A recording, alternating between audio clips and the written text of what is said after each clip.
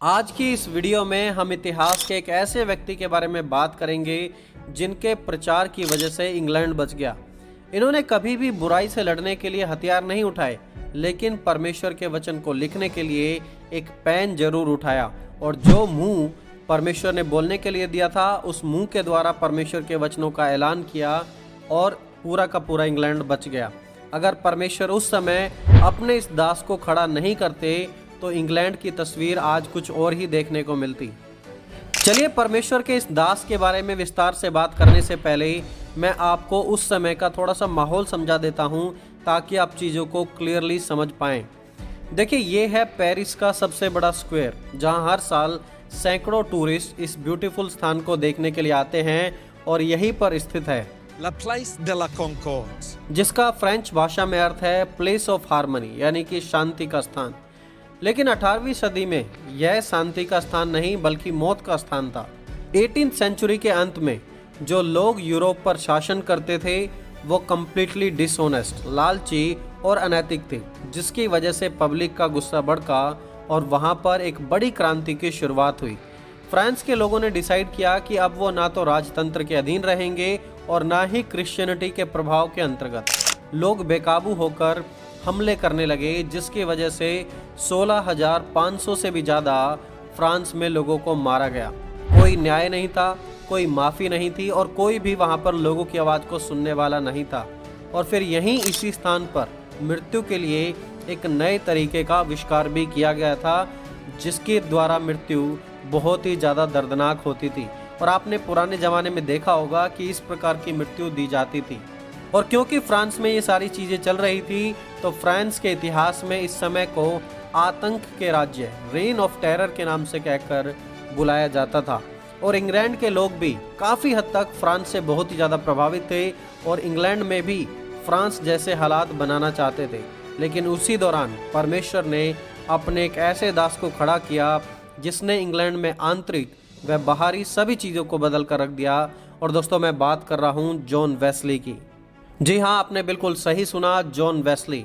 दोस्तों, आज की इस वीडियो में हम जॉन वेस्ली के जीवन पर विस्तार से बात करने वाले हैं। उनका जीवन कैसा था, उनके कॉन्ट्रीब्यूशंस कैसे थे और उन्होंने किस प्रकार यूरोप को बदल कर रख दिया। आज यही सारी चीज़ें हम इस वीडियो में बात करने वाले हैं। तो चलिए दोस्तों, हम शुरू करते हैं।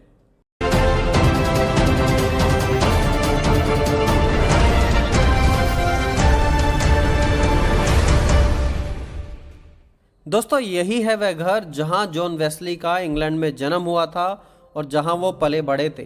वो अपने माँ बाप की टोटल 19 संतानों में से 15वीं संतान थे।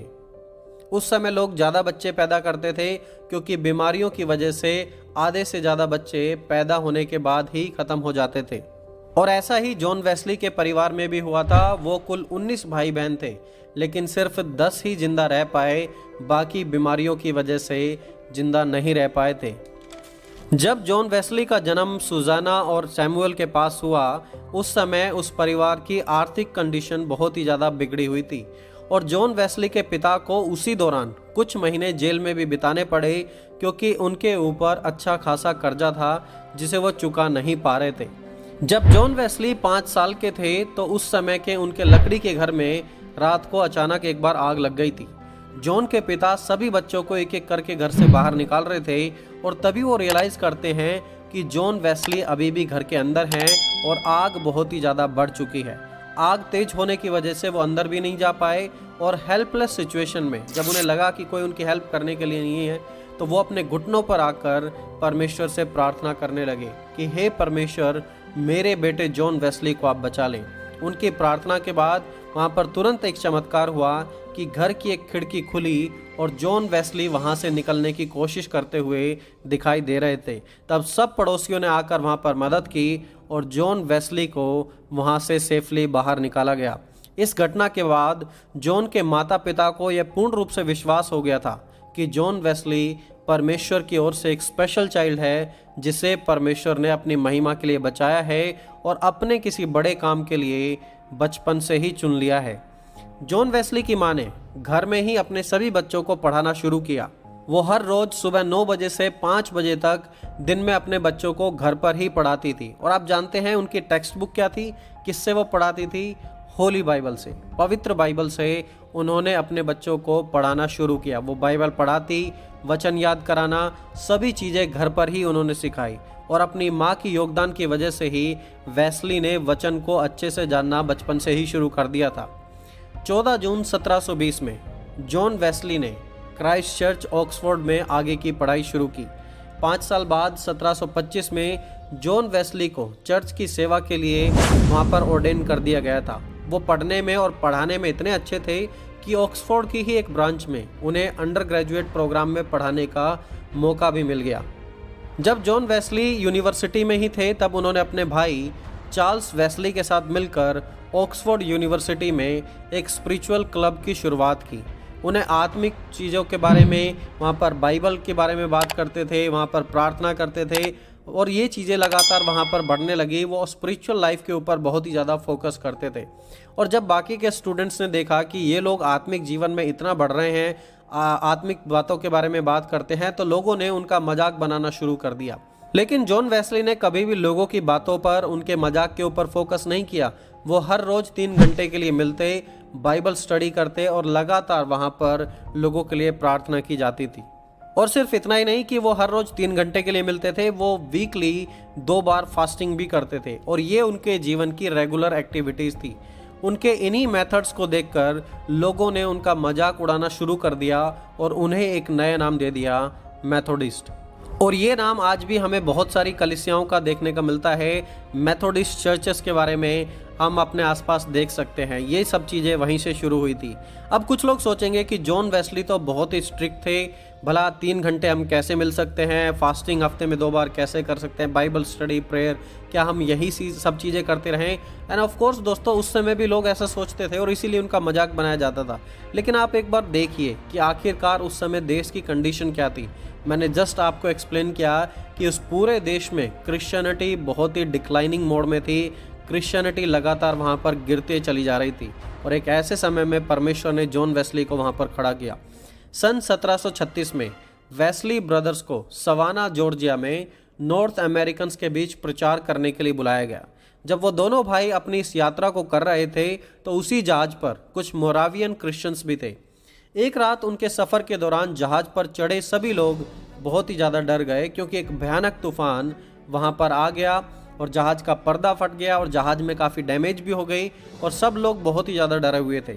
जब जॉन वेस्ली जहाज़ पर अपने मोरावियन क्रिश्चियन फ्रेंड्स को देखने गए तो वो उन्हें देखकर और भी ज़्यादा अचंभित हो गए, यह देखकर कि वो तूफान में बिल्कुल भी नहीं डर रहे हैं, बल्कि शांत बैठे हैं और शांत बैठकर परमेश्वर की महिमा कर रहे हैं और जहाज़ में बैठकर परमेश्वर से प्रार्थना कर रहे हैं। जॉन वेस्ली वचन तो बहुत जानते थे, लेकिन उनके अंदर विश्वास की बहुत कमी थी और इस घटना के बाद वो रियलाइज़ करते हैं कि उन्हें विश्वास में और ज़्यादा आगे बढ़ने की ज़रूरत है, क्योंकि वो उस तूफान को देखकर तुरंत ही घबरा गए थे। लेकिन जो मोरावियन क्रिश्चियंस थे उन्होंने कहा कि अगर हम मर भी जाएं हम फिर भी नहीं डरेंगे, और वो वहाँ पर आराधना कर रहे थे।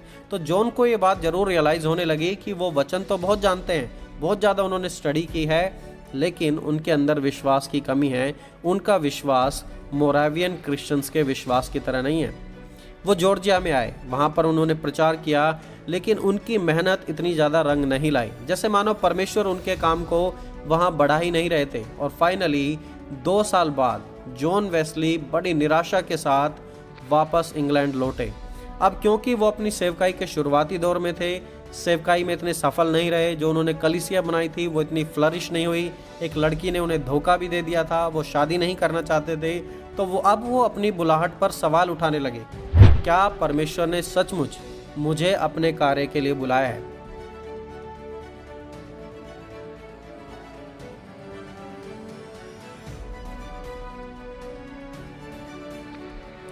देखिए मैं किसके बारे में बता रहा हूँ, एक ऐसे व्यक्ति के बारे में जो ऑलरेडी वचन को जानते हैं और बहुत सारी चीज़ें कर रहे हैं। और दोस्तों कई बार ये चीज़ें आपके जीवन में भी हो सकती है, उतार चढ़ाव आपके जीवन में भी आ सकते हैं।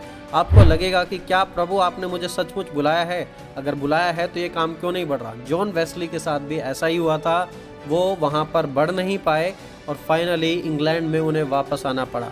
इंग्लैंड में आने के बाद अब वो लोगों से परमेश्वर के अनुग्रह का प्रचार करने लगे कि उद्धार केवल परमेश्वर की ओर से है, हमारे भले कामों से नहीं, परंतु ये परमेश्वर की कृपा से है। अब लोग इंग्लैंड में उनकी बातों को सुनने लगे थे। वो छोटे छोटे हाउस ग्रुप्स में, प्रेयर्स में ऑल अक्रॉस इंग्लैंड अपने घोड़े पर सवार होकर प्रचार करने लगे और उनकी शिक्षाओं के द्वारा जो लोग विश्वास में आए उन्हें मेथोडिस्ट कहकर बुलाया जाने लगा। जॉन वेस्ली की शुरुआती सेवकाई के दौर में मेथोडिस्ट को दूसरे क्रिश्चियन चर्चेस के द्वारा बहुत ही ज़्यादा टॉर्चर किया गया। कई बार तो भीड़ की भीड़ उन पर अटैक करने आ जाती थी ताकि उन्हें प्रचार ना करने दिया जाए। और उस समय के जो बाकी चर्चेस थे उनके द्वारा स्ट्रिक्टली मना किया गया था कि जॉन वेस्ली प्रचार नहीं कर सकते। इसलिए अब जॉन वेस्ली पेड़ के नीचे खुले में प्रचार करने लगे। इनफैक्ट एक बार तो उन्होंने अपने पिता की कब्र पर खड़े होकर प्रचार किया और धीरे धीरे जब उन पर सताव कम हुआ तो उन्होंने अपने लिए आराधना के स्थान बनाने शुरू कर दिए जिसे वो चैपल कहकर बुलाते थे। उनके जीवन के अगले लगभग 50 साल जॉन वेस्ली ने पूरे इंग्लैंड में घूमकर प्रचार किया। ऐसा कहा जाता है कि उन्होंने 4 लाख किलोमीटर की यात्रा की और 40,000 से भी ज़्यादा सरमन उन्होंने अपने जीवन काल में प्रचार किए।